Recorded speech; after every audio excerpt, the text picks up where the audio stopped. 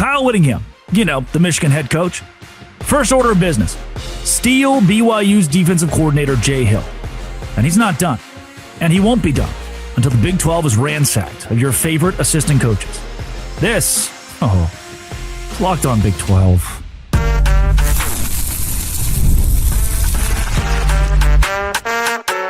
You are Locked On Big 12, your daily podcast on the Big 12 Conference. Part of the Locked On Podcast Network, your team every day. Happy Sunday, everybody. Welcome to Locked On Big 12. I'm Drake Toll from America's #1 Big 12 podcast. Locked On Big 12. Thank you for making this show your first listen every single day. The Jay Hill era at BYU is over. And not for medical reasons, not over because Jay Hill's a head coach somewhere, not over because Jay Hill has retired. It is over because Kyle Whittingham, the head coach at BYU's biggest rival, left the rival and decided to go to his biggest rival's school and poach the defensive coordinator. If that sounds weird and convoluted, it's because it is. If you hit subscribe, I get to keep my job. I don't even know if I want to keep my job at this point. So here's the deal. Let's go to Mark Harlan and ask, Mark, why are you the way that you are? Because in a vacuum, and I'm going to explain to you why this is weird, because it doesn't sound that weird to you. Like, oh, Whittingham knows Jay Hill. This makes sense. What if, follow me, the Alabama head coach leaves to go coach at Ohio State, and his first order of business is to get the Auburn defensive coordinator to come with him? You would think that's absurd. Those two are massive rivals. They hate each other. What in the world is that? What makes this different and what makes you a little, less weirded out by it is the fact that BYU and Utah are cousins, brothers, if you will, started by the same person, Brigham Young. And so this makes sense. Like, oh, yeah, of course, they're buddies. But that's not normal. That is weird in college football. And it's weird here. And the weirdness isn't even a place that I want to blame Kyle Whittingham for. It's where I want to blame Mark Harlan, the athletic director at Utah, who had no foresight. When he told Kyle Whittingham, you cannot be the head coach at Utah anymore. And I'm telling you very clearly, for those that I had Utah fans in my mentions 10 days ago, this is clickbait. This is stupid. That's how they sound in my brain sometimes. The bad ones. Most Utah fans are good people. 10 days ago, I was told that Whittingham went to the administration and donors and was trying to rile up donors to give money to him to be the head coach, to say, hey, administration, we support this. Let him stay. And Mark Harlan was like, nope, you told me you were going to retire a few years ago, and then last year was the year you were going to do it. You didn't do it. I'm done playing this game. You're out. You're gone. You can't be the head coach anymore. You can be a special advisor, a special assistant, live here if you want, be close to your family, but you cannot be the Utah head coach any longer. And Whit was like, well, I still want to coach football, so I'm going to go to Michigan.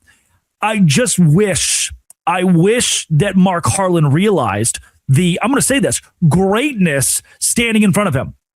That Kyle Whittingham is one of the best football coaches. Brandon Walker from Barstool rated him a top 5 football coach in America.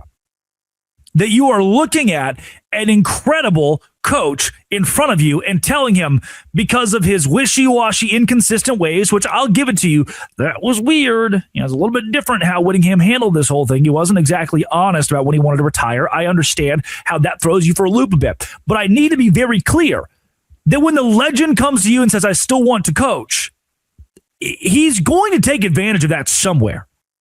And I think in the back of Mark Harlan's mind, it was, oh, he's going to go be the coach at Utah State. He's going to be the special assistant in the NFL with his family, and this is a no-brainer. We should kick him to the curb, promote Morgan Scalley like we said we would, and it's never going to come back to bite us or blow up in our face. Well, if your goal was to make sure that BYU no longer had Jay Hill and to win because Jay Hill isn't the DC at BYU, you've done that. You've successfully done that. Mark Harlan, good job. The problem is you're going to lose Jason Beck. There's a great possibility you lose Devin Dampier.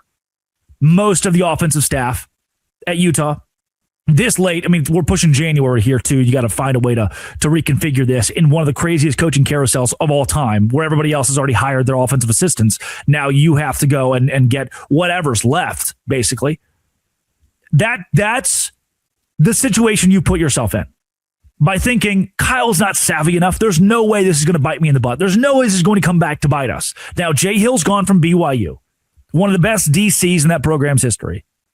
I stand by that. That's the truth. I believe that one of the best defensive coordinators in that program's history, and you're going to lose half your staff. Welcome to the Morgan Scalley era. Jay Hill, this is from Jackson Payne, transformed the Cougar defense from one of the country's worst to a top 20 unit, 19.3 points per game allowed since 2024, and that was with them making the jump to the Power Four. So they're already playing tougher schedules. A freshman quarterback this year, you needed to have an elite defense, and BYU's defense was elite, specifically in second halves this season.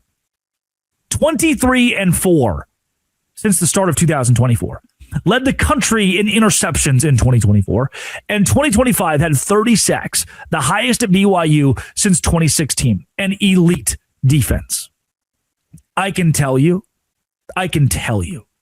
there are players on the BYU roster that love BYU, but they really love Jay Hill. I have made this one, and I think Jay Hill did incredible stuff for BYU, and I think he deserves a congratulations for this. This isn't his fault. It's not his fault. He's going to get way more money. We already know there was an assistant money issue at BYU.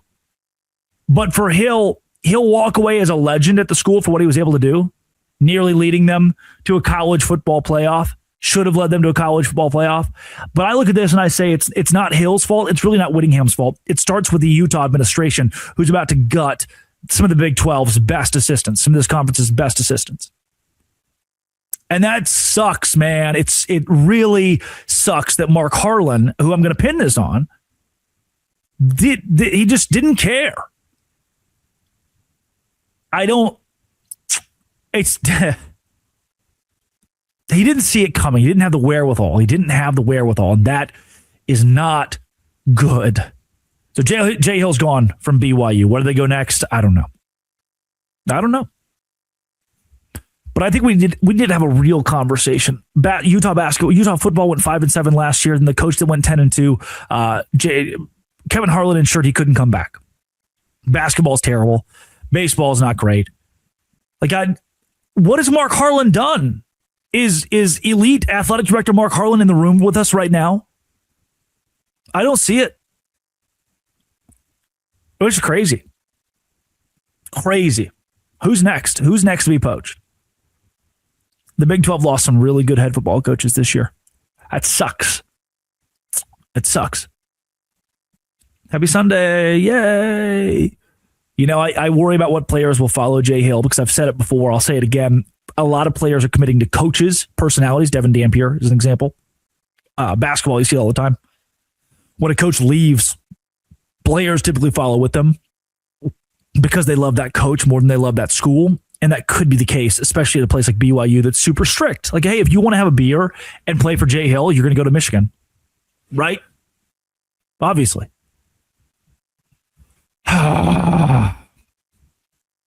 But Utah really wanted to take a chance on that defensive coordinator who's never been a head coach before.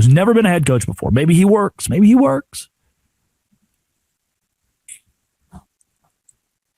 Today's show is brought to you by Rugiet.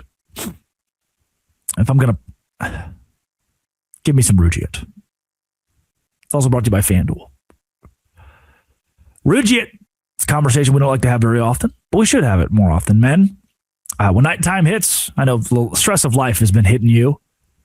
We don't bring it up a ton, but if you need a little pep in your step, it's next generation prescription treatment created to support both the brain and the body. Feel present, feel confident when the moment arrives.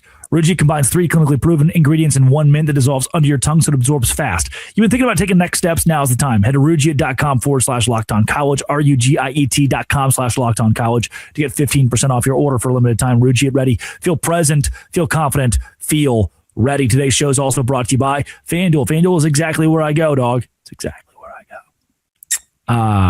When NBA happy hour hits on Fridays. Every Friday, 6 to 7:30 Eastern, a little basketball, a little action, a whole lot of Friday energy. NBA happy hour only on FanDuel, the official sports book partner of the NBA. Timing is perfect. Easy to check weekly specials during the happy hour. Open that FanDuel app, and they'll always have something new. Boosts, bonuses, surprises with FanDuel, and it's happy hour during the NBA Fridays, 6 to 7:30. So that's that. Sure, we'll talk about it tomorrow. We'll also talk about it on the Drake Toll Show, Westwood One. Download the Westwood One app, 6 a.m. to 9 a.m. You can also watch it on YouTube on the Drake Toll Show on YouTube. Very fun, very good stuff. This has been and always will be Locked On. Thanks for making it your first listen every single day. Dose Grande.